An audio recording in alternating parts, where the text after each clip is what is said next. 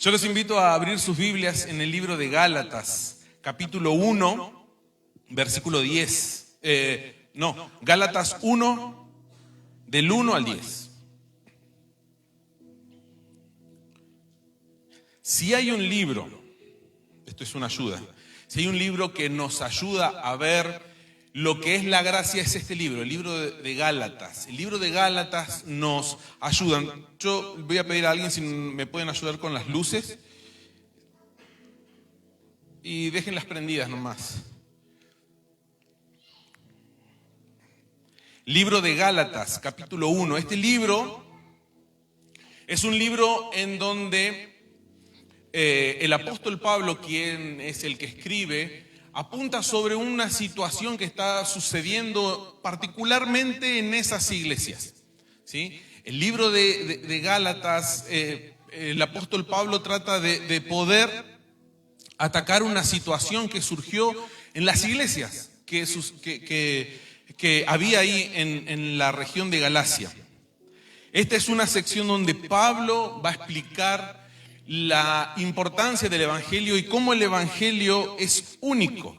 No existe un mensaje, no existe una filosofía o una doctrina que parezca el Evangelio. ¿Qué es lo que podemos decir nosotros que hace único al Evangelio?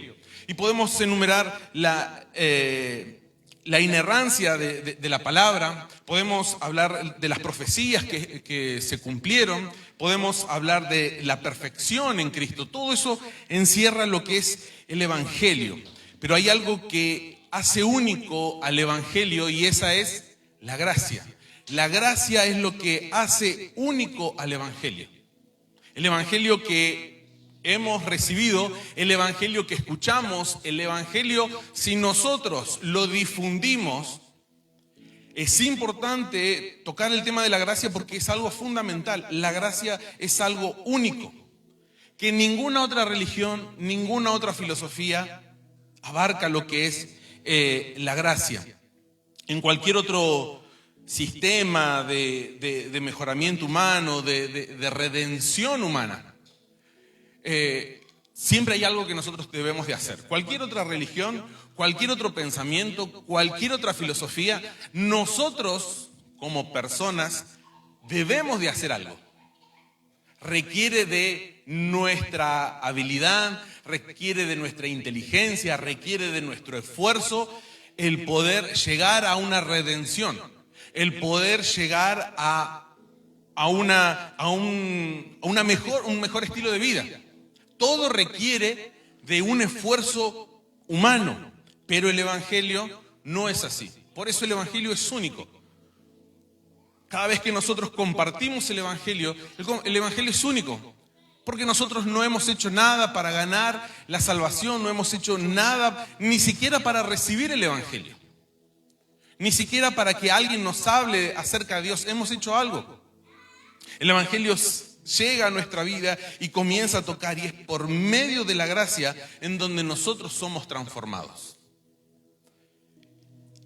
Dentro de esta región, en Galacia, comenzaron a introducir cosas, comenzaron a agregar cosas a la palabra. Y Pablo quiere poder tocar este tema sobre lo que es la palabra de Dios, sobre lo que es el Evangelio.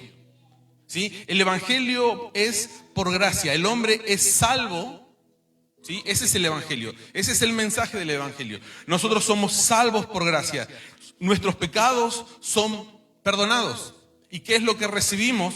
No solamente una vida que no merecemos, sino también una vida eterna. Yo quiero que puedan abrir sus Biblias entonces, vamos a leer, a darle lectura. Vamos a estar leyendo desde el Gálatas 1, desde el versículo 1 al 10, pero vamos a ir explorando versículo a versículo porque dentro de cada versículo hay cosas fascinantes para poder aprender y poder aplicar. Versículo 1 dice: Pablo, apóstol, no de hombres ni por hombre, sino por Jesucristo y por Dios el Padre que lo resucitó de los muertos. Oramos a Dios. Bendito Dios, Gracias te damos, Señor, por tu palabra. Gracias, Señor, porque hoy tenemos el privilegio, Señor, de poder escuchar tu palabra. Tenemos el privilegio, Señor, de poder estar todos juntos. Tenemos, Señor, el privilegio de poder sentir tu presencia, Señor, de poder experimentar, Señor, tu gracia. Gracias, Señor, porque tú eres fiel, Padre. Tú te acercas, Señor, a nosotros. El Evangelio se ha acercado a nosotros. El reino de los cielos se ha acercado a nosotros, Padre. Nosotros no hemos ido a buscarte, sino que tú saliste a nuestro encuentro. Por eso, Señor, hoy nosotros estamos felices, Señor, gozosos, Dios, de que tú nos hayas encontrado. Señor, estamos felices y gozosos, Señor, de que a pesar de nuestra condición tú nos has llamado. Tú, Señor, nos transformaste. Tú nos has dado una palabra, Señor. Tú nos has dado esperanza, Dios. Señor, sabemos, Padre, que hay peticiones aún en nuestro corazón, pero sabemos que serán contestadas, Señor. Sabemos, Señor, que tú tienes el control de nuestra vida. Por eso, Señor, confiamos en ti. Te pido, Señor, en esta hora que tú puedas descender con tu Espíritu Santo, puedas tocar nuestro corazón, Señor. Que tú puedas tomar el control, Señor, de todo lo que va a suceder, Señor, en esta hora, Padre. Gracias te damos en el nombre de tu Hijo Jesús. Amén y amén. Pablo inicia su carta dejando claro que su apostolado no viene de hombres.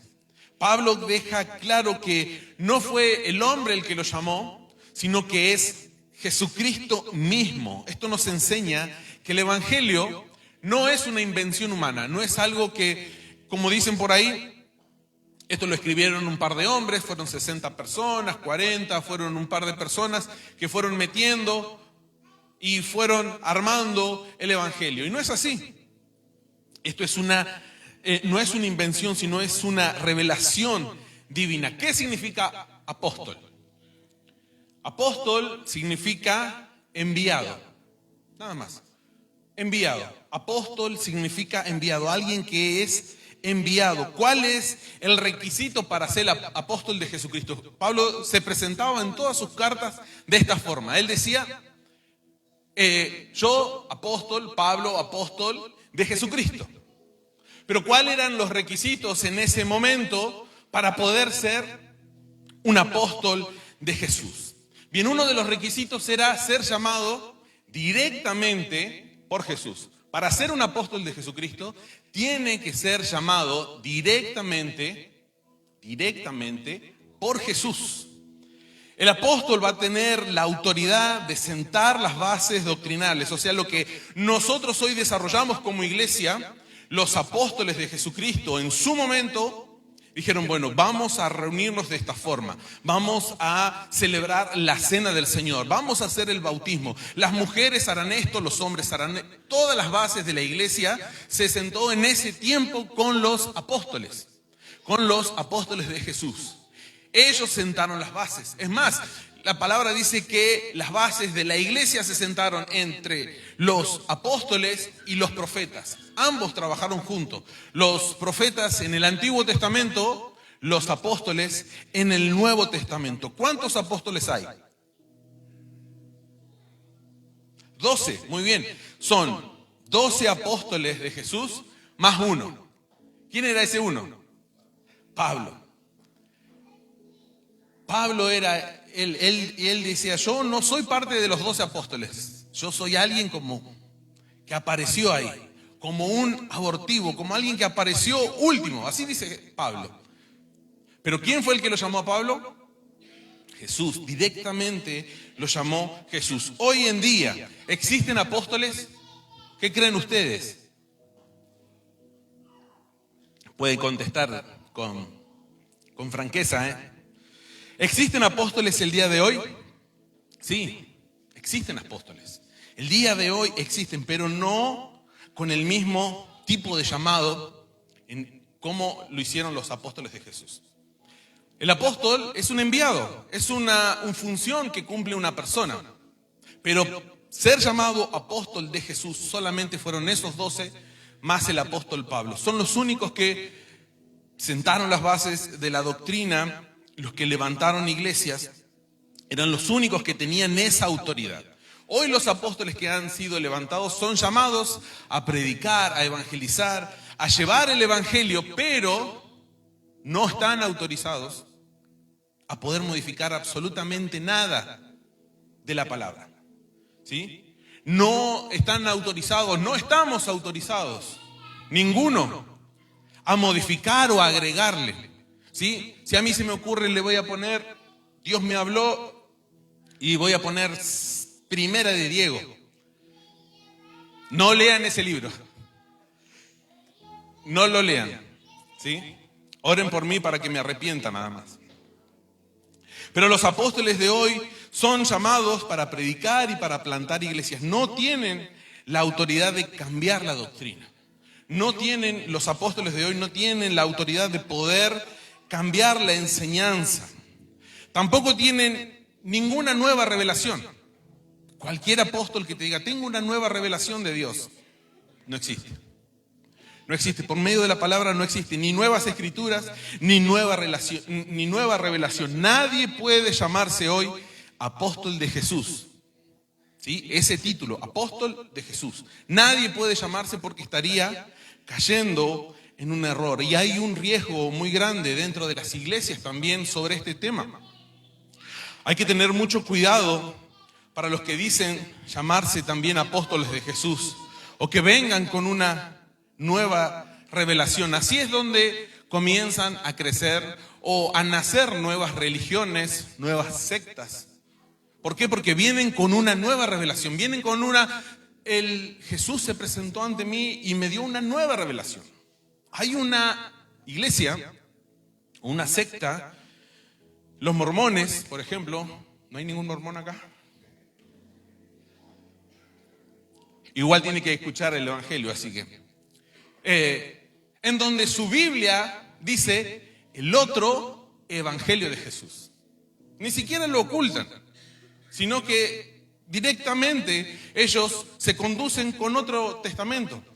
Y de estas cosas el apóstol Pablo y el Señor Jesús nos han advertido sobre estas cosas.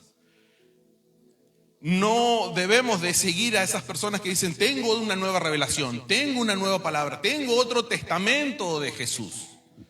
Y así crecen y comienzan sus doctrinas engañando a la gente, trayendo otro testamento que Jesús. O sea, Jesús en la cruz dijo, consumado es, el trabajo ya está hecho, ya está hecho. Y luego le entregó una misión a los 12 apóstoles y al apóstol Pablo. Ya no hay más nada, ya no hay un nuevo testamento, ya no hay una nueva revelación. Todo nos tiene que llevar a Jesús, a Jesucristo. Él nos tiene que llevar, la palabra es la que nos tiene que llevar a Cristo. Si alguien viene con una nueva revelación, debemos de huir. No existe hoy apóstoles con esa autoridad. Entonces Pablo quiere dejarlo muy en claro, que su apostolado no ha sido llamado por hombres, que su apostolado no ha sido llevado o nombrado por un pastor, por un profeta. No, él directamente fue llamado por Jesús. Cuando él estaba yendo a Damasco, dice la Biblia, él era una persona que quería agradar a Dios. El apóstol Pablo en ese tiempo se llamaba Saulo, pero él quería agradar a Dios. ¿Y saben lo que hacía? Él se introducía en las iglesias cristianas como hoy. Venía con su ejército y sacaba a los hombres, a las mujeres y los niños, los arrastraban hacia afuera y los asesinaban, y muchos eran encarcelados. 6 millones de cristianos fueron muertos. Y el apóstol Pablo, antes llamado Saulo, era su trabajo. Esa era su función, eso era lo que hacía. Y me encanta cómo la palabra no oculta el pasado del apóstol Pablo, sino que nos muestra de dónde Dios lo ha rescatado y la bendición que ha sido cuando la gracia de Dios llega a nuestra vida. Y podemos haber sido la peor clase de persona. Podríamos haber sido violentos, podríamos haber sido delincuentes, podríamos haber sido lo que sea. Una vez que nuestra vida tiene un contacto con la gracia, indudablemente que vamos a ser transformados. Y eso es lo que la palabra me habla del apóstol Pablo. Y él dice, a mí no me llamó persona, Me llamó Jesús. Mientras él estaba yendo a Damasco a seguir a más cristianos, a perseguir a más cristianos, dice la Biblia que Jesús se le acerca y le dice, ¿por qué me persigues? ¿Qué es lo que hace el apóstol Pablo? Dice, ¿quién eres y qué quieres que haga? Cuando la gracia llega a nosotros, cuando experimentamos la gracia en nuestra vida, lo que a nosotros nos sale de decir, Señor, ¿qué quieres que haga? Porque de la forma en la que la gracia transforma nuestro corazón, no podemos quedarnos callados, no podemos quedarnos quietos. Hay algo dentro de nosotros que queremos hablar con el amigo, queremos hablar con la gente que nos conocía antes, queremos hablar con el del almacén, queremos hablar con la gente que nos conoce y llevarle. ¿Por qué? Yo lo puedo comparar a la gracia como un colectivo, un camión que atropella a una persona. Si un camión, un colectivo atropella a una persona, tiene que tener evidencias. No puede llegar al trabajo y decir, llegué tarde porque me pisó un camión. Y viene, pero intacto. ¿Qué va a decir el jefe? Pero por lo menos un rasguño, aunque sea. Te hubieras revolcado en la tierra para que te crea. Así hay muchos cristianos que dicen, yo soy cristiano, yo soy hijo de Dios, y su vida no cambia. Cuando nosotros tenemos el encuentro con su gracia, tiene que haber una transformación, tiene que haber evidencia de que hemos sido encontrados o atravesados por la gracia. Tiene que haber evidencia. Eso es la gracia, eso es lo que provoca la gracia en nosotros. No es un llamamiento de hombres, no es una invención humana, es una revelación divina. Cuando Pablo tuvo ese encuentro con Cristo, su vida cambió para siempre. Su vida cambió para siempre. Versículo 2. Y todos los hermanos que están conmigo a las iglesias de Galacia. Pablo no le estaba escribiendo a una sola iglesia, sino que en Galacia los Gálatas eran varias iglesias. ¿Sí? Era una región de muchas iglesias. No era una sola iglesia. Cada vez que hablen acerca de los Gálatas o lean este libro de los Gálatas, no le está hablando a una iglesia, sino que le está hablando a una región en donde hay muchas iglesias. Versículo 3. Gracia y paz sean a vosotros de Dios el Padre y de nuestro Señor Jesucristo. Cada una de las cartas de Pablo comienza con este saludo. Y no es casualidad, gracia y paz. Esta palabra, gracia y paz, nos muestra y nos revela lo que hay detrás del Evangelio. Gracia y paz. No paz y gracia. Primero la gracia y luego la paz. ¿Qué es la gracia entonces? La gracia es el regalo inmerecido. Algo que nosotros no ganamos. Gracia significa recibir lo que no merecemos. No hay forma de que podamos comprarla. No hay forma de que podamos ganarla, solamente aceptarla por fe. Esa es la gracia. Esa gracia transformadora, esa gracia que nos hace ver como cristianos, que nos hace hablar como hijos de Dios, que nos hace pensar como hijos de Dios, que nos hace actuar como sus hijos, no es un esfuerzo nuestro, es nuestro encuentro con la gracia. Hoy puedo yo tranquilamente simular ser un cristiano.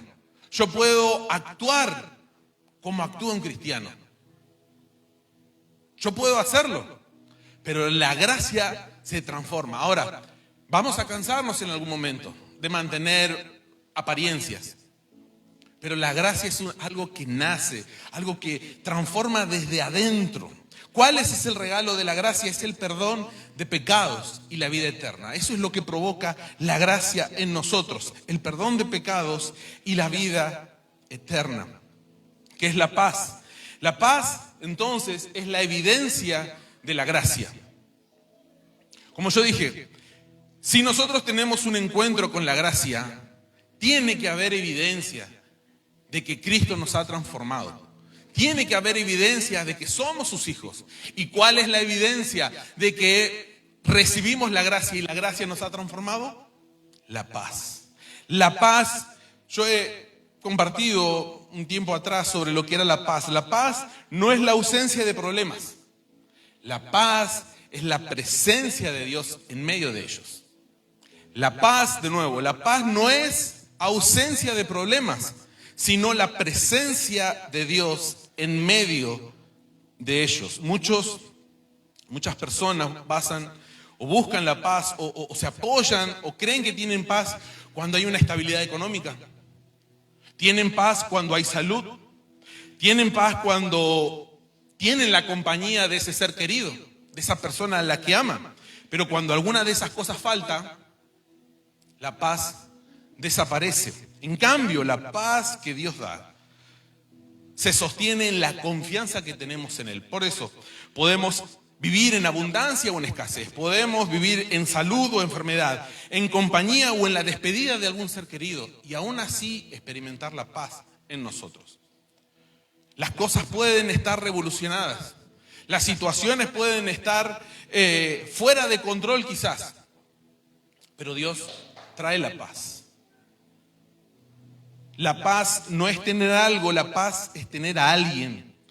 Y ese alguien es Dios. La paz es la evidencia clara de su gracia. La paz es la evidencia de que su gracia nos ha transformado. ¿Estamos experimentando la paz? ¿Estoy hoy experimentando la paz? ¿Hay algo que está robando mi paz? ¿O puedo, aún en las dificultades, aún en los problemas, poder experimentar esa paz?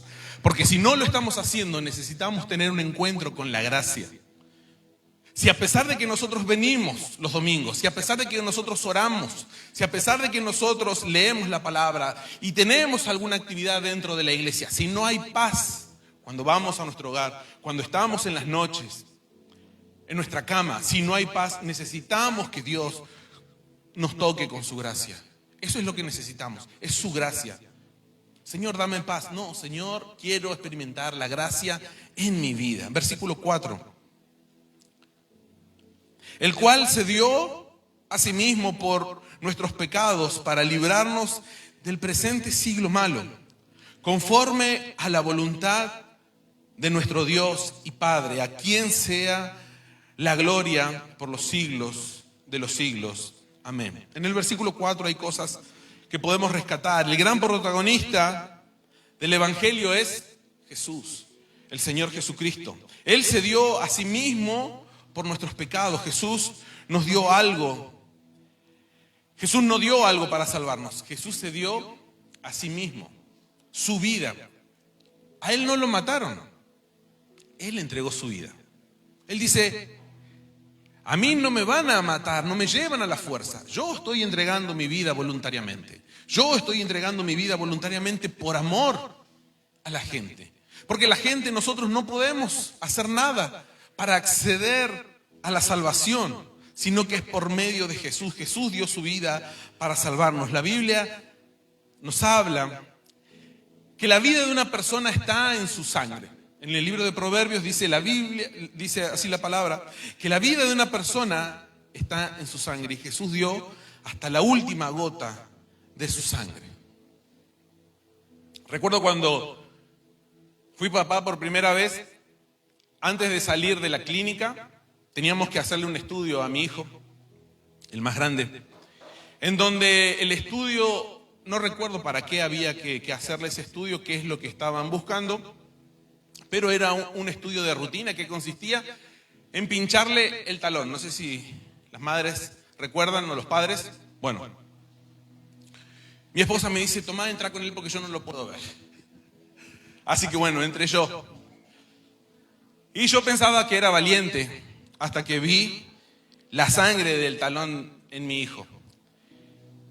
Y yo miraba y es como que decía: los niños no sangran. Obviamente que sé que los niños sangran, pero es como que era algo que no sé, que me movilizó el poder ver ese talón con sangre.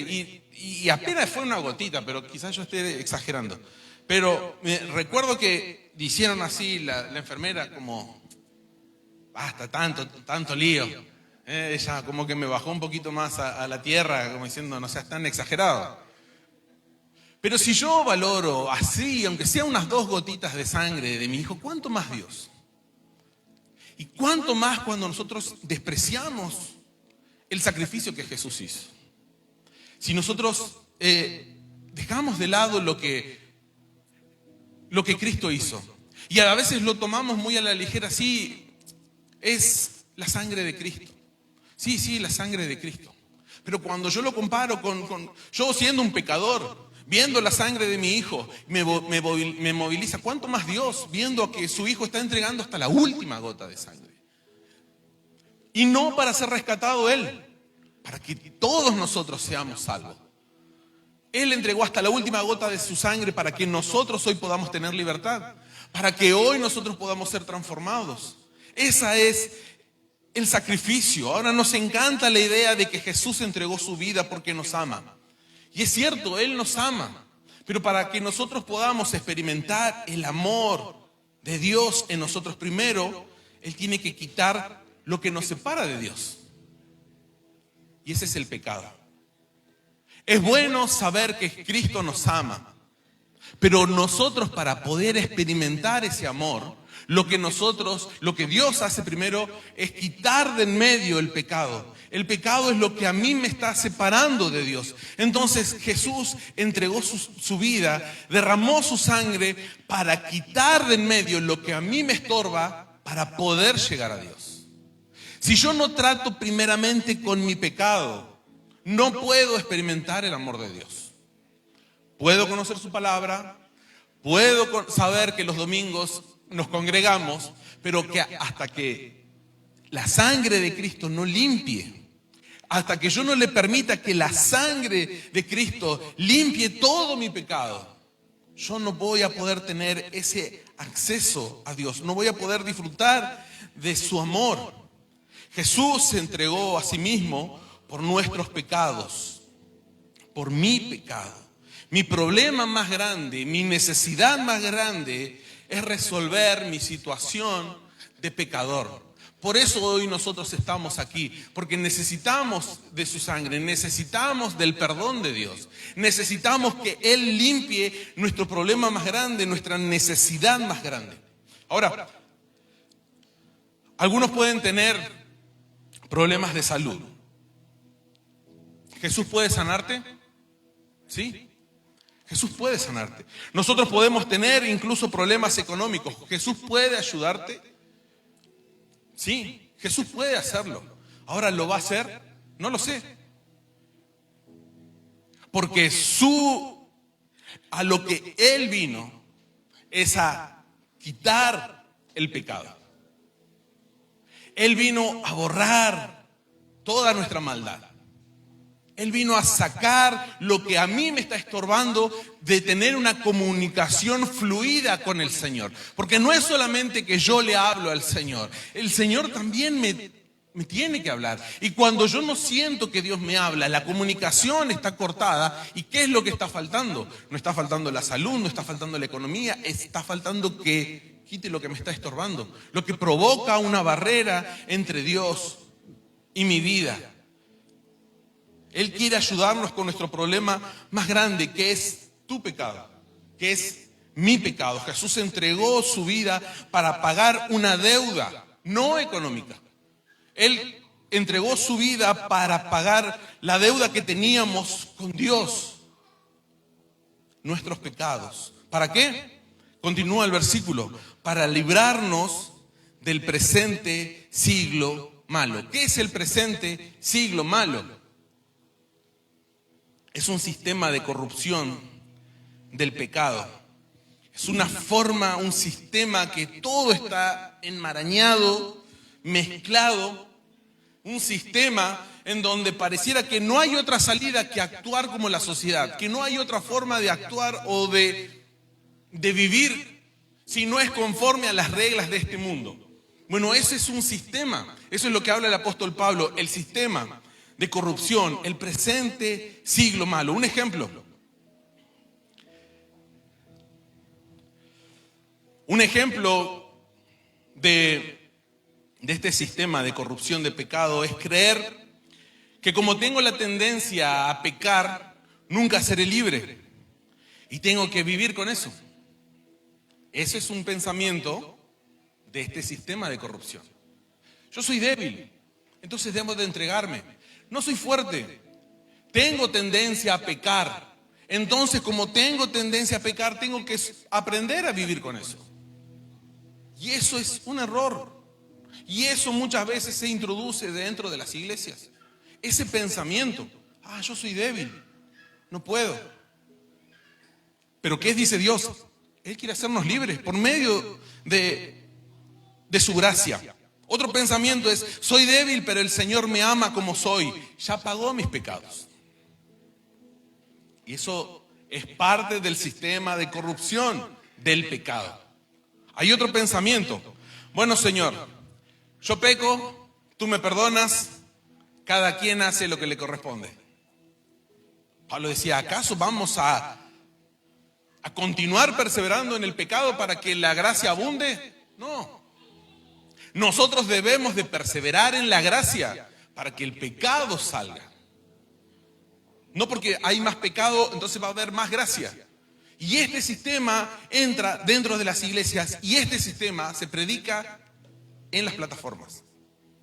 En las plataformas se predica sobre esto.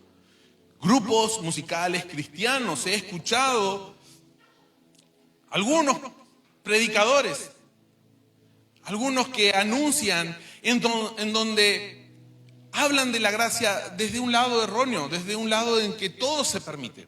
Pero la gracia combate el pecado. Y la palabra dice, para que seas libre del pecado. No hay una esclavitud.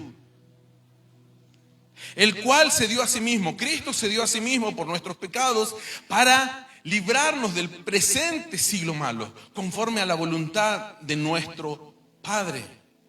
Romanos, capítulo 6, versículo 14 dice, porque el pecado no se enseñoreará de vosotros, pues no estás bajo la ley, sino bajo la gracia.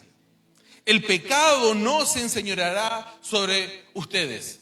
El pecado no nos va a esclavizar. Eso es lo que la palabra dice. Porque estamos bajo la gracia. Porque es la gracia la que quita el pecado. Nosotros al tener ese contacto con la gracia de Dios tiene el poder para librarme del pecado y de su sistema de creencia. No significa que nunca voy a fallar. No significa que nunca me voy a equivocar o a cometer un error. Lo que la Biblia dice es que no voy a ser esclavo del pecado. ¿Qué es ser esclavo? Donde yo ya no tengo voluntad. Cuando el pecado me llama y yo voy directo a pecar. ¿Por qué? Yo tengo tendencia a pecar, pero Dios me ama. Ya mi salvación ya está asegurada. Él ya murió, Él ya pagó. No hay forma de que nosotros tengamos un contacto con la gracia y no tener evidencias de que Cristo nos ha tocado, que Cristo nos ha transformado. Si nosotros decimos ser hijos de Dios, la gracia quita el pecado. Lo que nos hace nos libra. ¿Qué es lo que dijo Jesús? He venido ¿a qué? A dar vista a los ciegos, a poner en libertad a los oprimidos. He venido para dar libertad. Nunca más seremos esclavos del pecado si tenemos un contacto con la gracia, si dejamos que su gracia toque nuestra vida. Usar la gracia como excusa para no luchar contra el pecado es una justificación peligrosa. No podemos utilizar la gracia para justificar nuestros hechos, nuestros actos. La gracia es para que nosotros seamos libres del pecado. No es un permiso para pecar. La gracia es poder. La gracia es poder para vivir en libertad. Gálatas, versículo 6. 1:6. Estoy maravillado de que tan pronto os hayáis alejado del que os llamó por la gracia de Cristo para seguir un evangelio diferente. No que haya otro, sino que hay algunos que os perturban y quieren pervertir el evangelio de Cristo. Mas si aún nosotros o un ángel del cielo les anuncia otro evangelio diferente del que hemos anunciado, sea anatema. En ese momento, algunos comenzaron a introducir enseñanzas. dentro de la iglesia que distorsionaban el mensaje. Ya no necesitabas la gracia, necesitabas, y eso era lo que hasta el día de hoy sucede.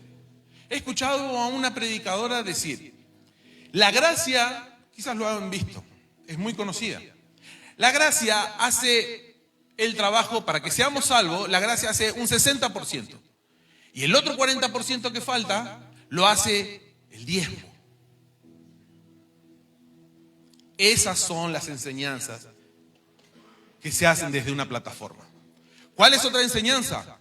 Pacte por la palabra. ¿Qué es lo que significa pactar por la palabra? Usted está escuchando en este momento y yo le digo, bueno, pacte por su palabra. ¿Qué significa? Que si a usted le gustó la prédica, tiene que venir para llevarse lo que Dios habló, tiene que dejar plata aquí y usted asegurarse de que se lleva la bendición de Dios. Eso se hace desde las plataformas.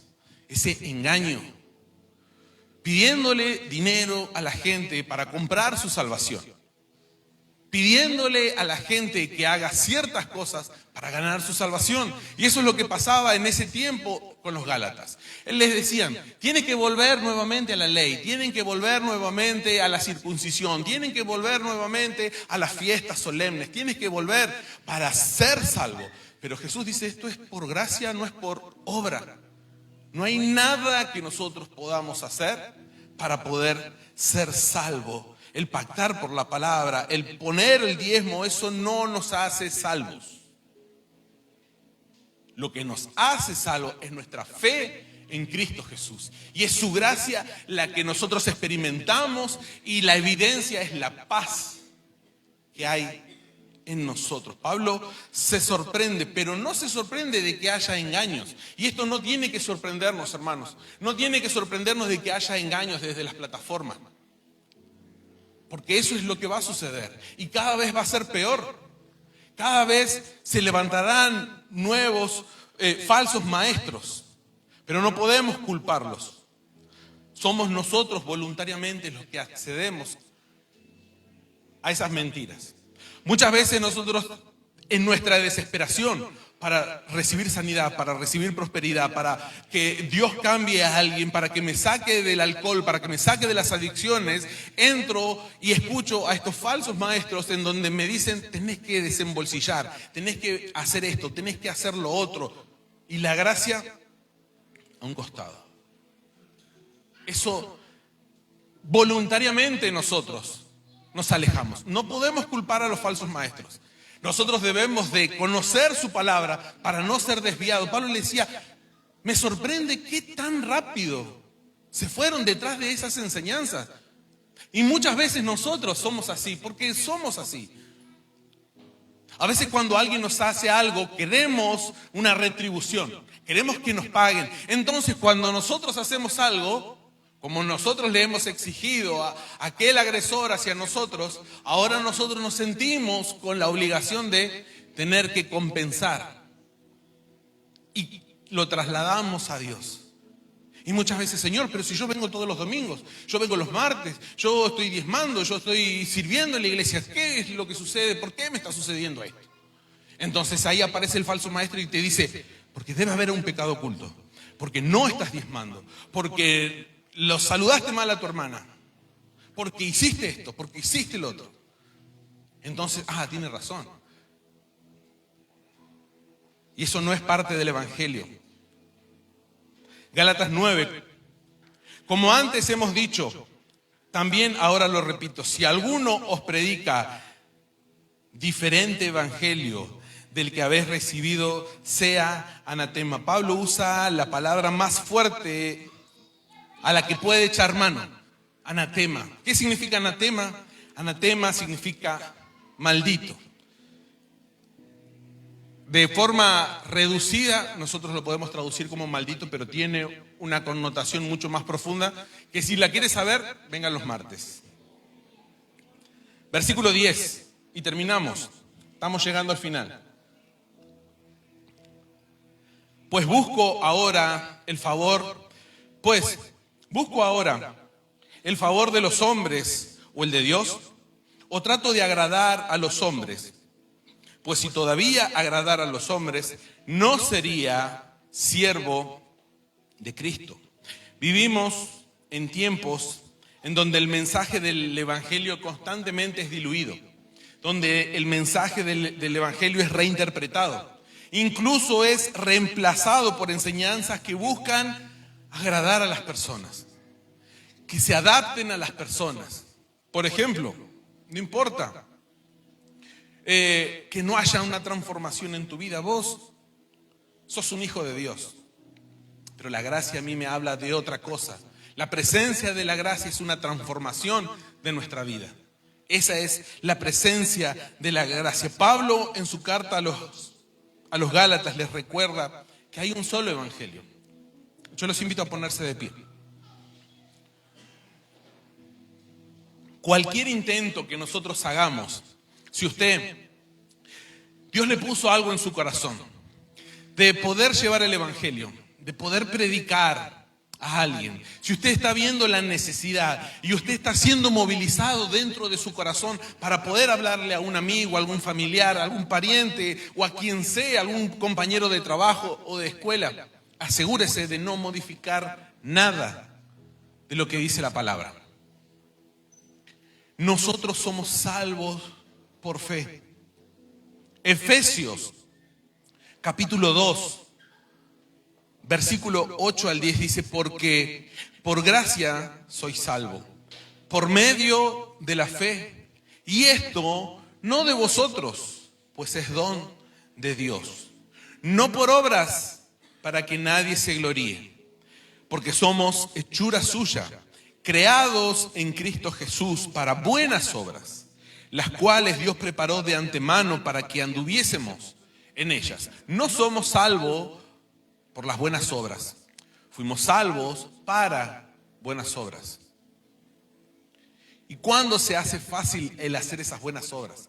Cuando tenemos un contacto con la gracia, cuando la gracia nos atravesó, cuando hemos experimentado la gracia en nuestra vida, cuando experimentamos la paz en nuestro corazón, cuando la gracia ha transformado nuestro corazón y ya no somos más esclavos del pecado. Eso provoca la gracia. Si alguien dice: no, te equivocaste, mentiste, me miraste mal, te enojaste, ya perdiste tu salvación.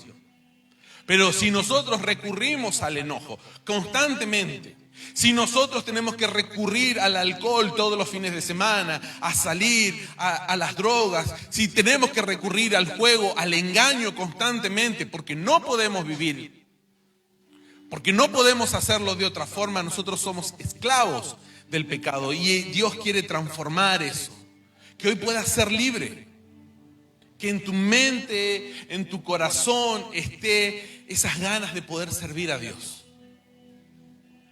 Pero no que lo tomes como un mandamiento, sino que la gracia no te deja quieto, que la gracia no te deja estar si yo no hablo con alguien, si yo no le comparto lo que Cristo hizo en mí. Y la gracia, a pesar de que yo puedo no hablar o elegir no decirle nada, la gente que nos ve, la gente que nos ha conocido en otro tiempo, sabrá que hay algo diferente.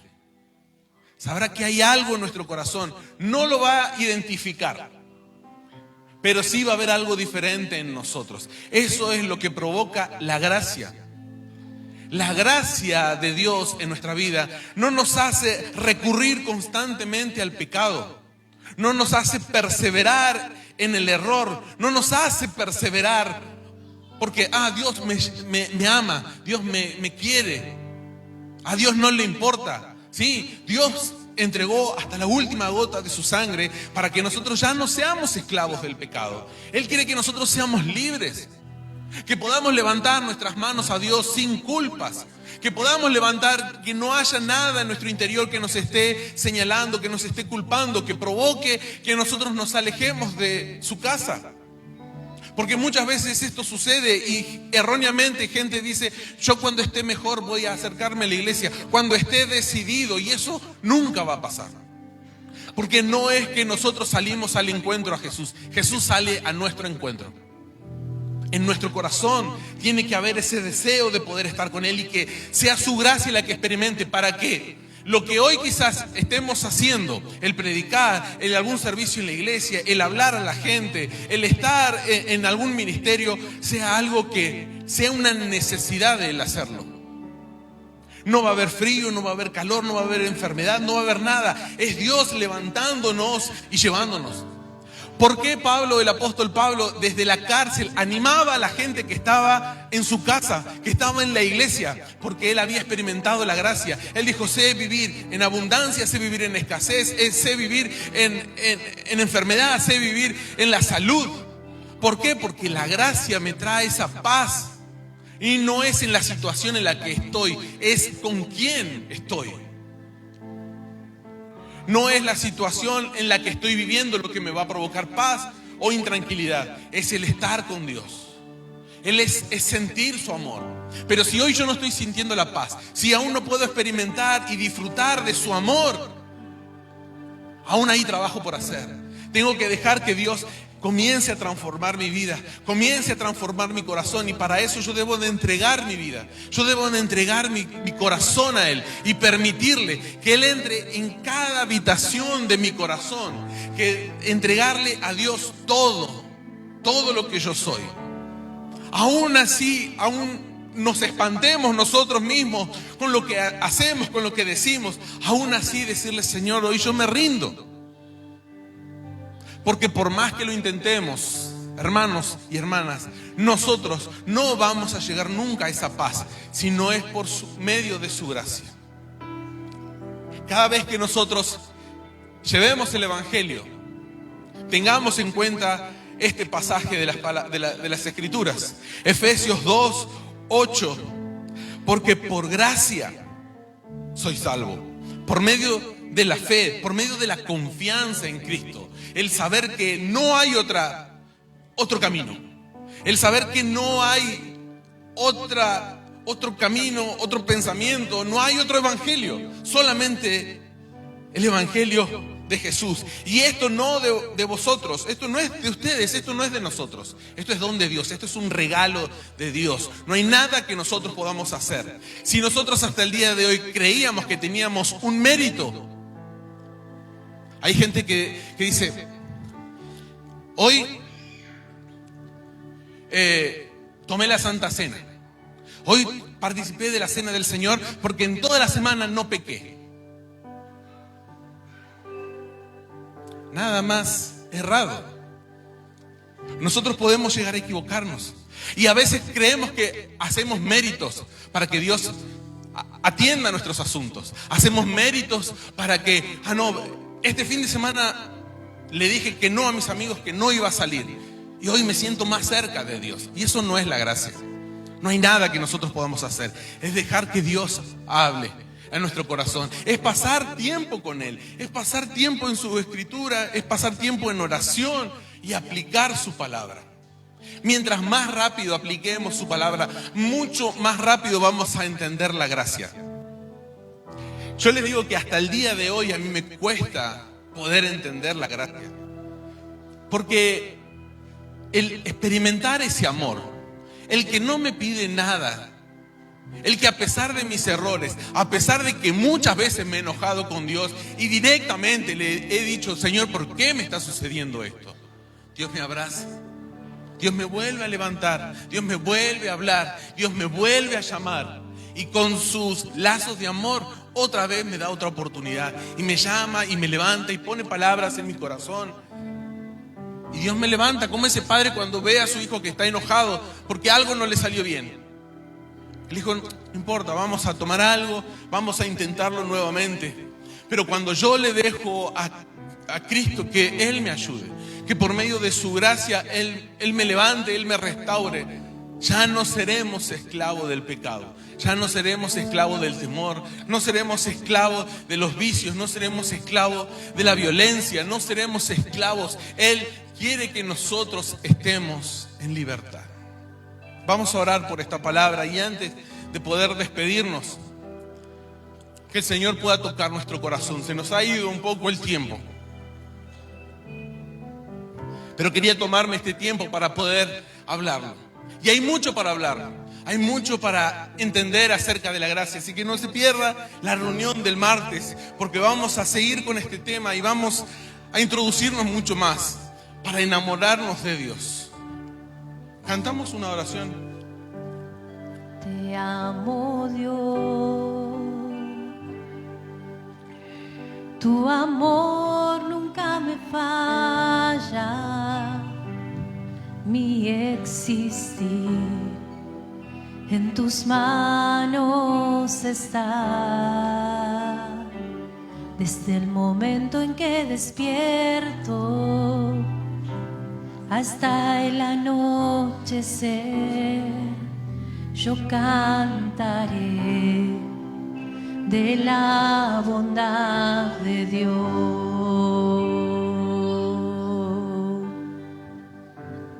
Y en mi vida ha sido bueno,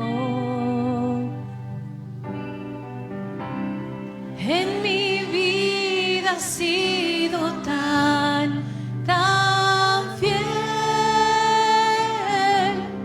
con mi ser, con cada aliento, yo cantaré de la bondad de Dios. Amo tu voz, me has guiado por el fuego, tú cerca estás en la oscuridad. Te conozco como Padre y como amigo fiel. Mi vida está en la bondad de Dios. ¿Qué le parece si levantamos nuestra voz? En mi vida ha sido bueno, en mi vida ha sido tan fiel,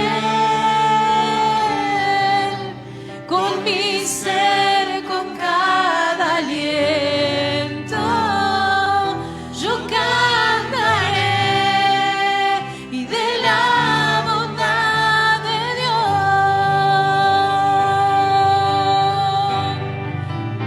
Y en mi vida ha sido bueno, y en mi vida ha sido tan fiel, con mi ser, con cada aliento, yo cantaré y de la bondad de Dios. Señor, escucha el clamor de tus hijos. Y en mi vida ha sido bueno. Recibe, Señor, nuestra adoración. En mi vida ha sido tan fiel, con mi ser, con cada aliento, yo cantaré y de la bondad de Dios. ¿Cuántos se animan una vez más? En mi vida ha sido bueno. Ha sido tan bueno, Dios. Tú nos levantas. Ha sido tan fiel, y con mi ser, con cada aliento, yo cantaré de la bondad de Dios. Señor, hoy experimentamos, Dios, lo que es tu gracia. Hoy podemos entender. Señor, quizás teníamos el conocimiento de tu palabra. Sabíamos, Padre, que tú entregaste tu vida por nosotros, que tú derramaste hasta la última gota de tu sangre Pero había un propósito mayor, Dios. Había algo más detrás de ese sacrificio. No era solamente el perdón de pecados, no era solamente la vida eterna, sino que nosotros podamos ser libres. Señor, mucho tiempo hemos sido esclavizados por el dolor. Señor, quizás en nuestro interior hay algo que aún no podemos perdonar, alguna raíz de amargura, alguna situación que hemos vivido, Señor, que ha sido tan injusto para nosotros. Señor, que ha provocado resentimientos, rencor en nuestro corazón. Quizás estamos viviendo, Señor, en una situación en nuestra familia, en nuestro hogar, en nuestra economía, Padre. Pero tú nos has llamado para vivir en libertad. Señor, tu gracia, Señor, tiene el poder para romper, Señor, las cadenas, para romper, Señor, los yugos, para quebrar, Señor, toda maldad, todo sistema de corrupción. Señor, tú te has acercado con tu gracia, Padre. Señor, en tu corazón, Señor, de tal manera amaste, Señor, a este mundo, que entregaste, Señor, a tu Hijo, para que todos los que creemos en ti, para que todos los que creemos día a día, hoy podamos tener y gozar de tu vida eterna. Señor, manifiéstate en nosotros. Señor, permítenos experimentar tu gracia, Dios. Señor, si aún no le hemos dado la espalda, Señor, a este mundo, Señor, si aún este sistema nos quiere llevar, si aún nosotros accedemos, Señor, ante la tentación, Dios de la gloria, queremos experimentar el poder de tu gracia en nosotros, Dios. Queremos, Señor, que tú puedas limpiar con tu sangre, Señor, todo pecado, todo obstáculo, Señor, que no nos permite tener una comunicación fluida, Señor, contigo, Padre. Señor, queremos poder escuchar tu voz. Queremos poder escucharte, Señor, cómo tú nos hablas, cómo tú, Señor, nos orientas, Padre, cómo tú nos enseñas el camino, Padre. Por eso, en esta hora, Señor, oro por esta iglesia, oro por cada uno de mis hermanos, oro por mi vida, por mi familia, por cada uno de las familias, por los hermanos que están de visita, por la gente, Señor, que nos mira a través de las redes.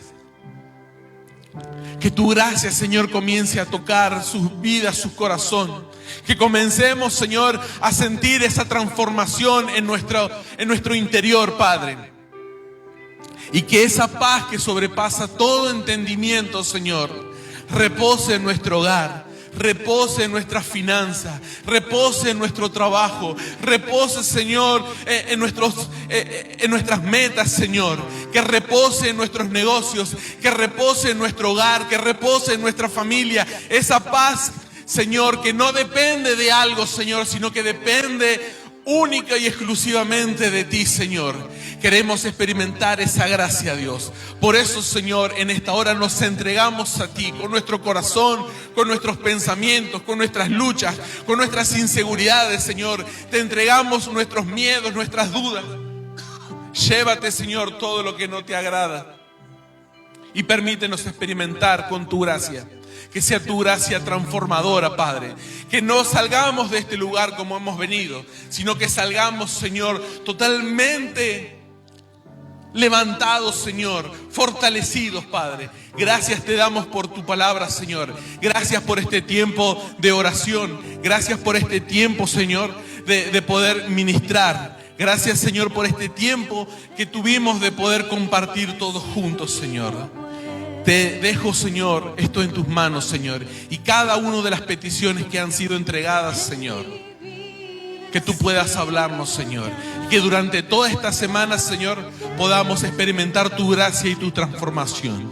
Gracias te damos en el nombre del Padre, del Hijo y del Espíritu Santo. Amén y amén. Yo cantaré.